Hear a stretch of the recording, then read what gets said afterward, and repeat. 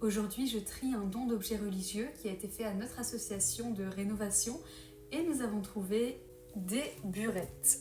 Je vais donc vous expliquer ce que sont les burettes. En verre ou en cristal, pour en distinguer leur contenu, les burettes servent à contenir l'eau et le vin nécessaires à la célébration eucharistique. Elles peuvent être aussi composées d'un matériau opaque et dans ce cas, un signe distinctif permet d'éviter la confusion entre l'eau et le vin. Dans ce cas, on trouve les initiales A pour aqua et V pour vinum. À l'origine, on utilisait des amae, c'est-à-dire des récipients à panse arrondie pour conserver le vin. Ils étaient généralement en étain et parfois en or ou en argent pour les plus précieux. L'usage des burettes est très ancien.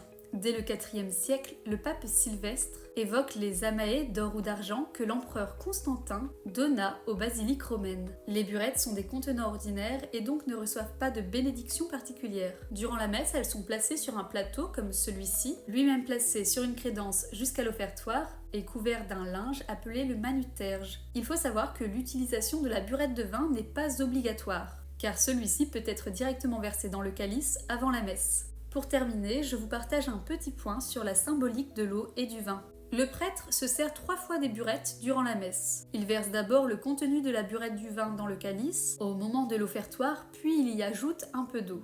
Cette eau symbolise l'humanité unie au Christ, le peuple qui ne fait qu'un avec lui. Elle rappelle aussi le sacrifice de Jésus qui, de son côté, laissa couler du sang et de l'eau. La deuxième utilisation des burettes se fait au moment du lavabo, qui veut dire « je laverai » en latin. Le servant fait couler de l'eau sur les mains du prêtre au-dessus d'un récipient. Celui-ci récite à voix basse les paroles du psaume 50 « Lave-moi de mes fautes, Seigneur, purifie-moi de mon péché ». Enfin, le prêtre fait une troisième utilisation en regagnant l'autel après avoir distribué la communion. Il purifie ses mains et transvase le restant de l'eau dans le calice et le boit en totalité. Il s'assure ainsi qu'il ne reste rien du pain et du vin consacrés.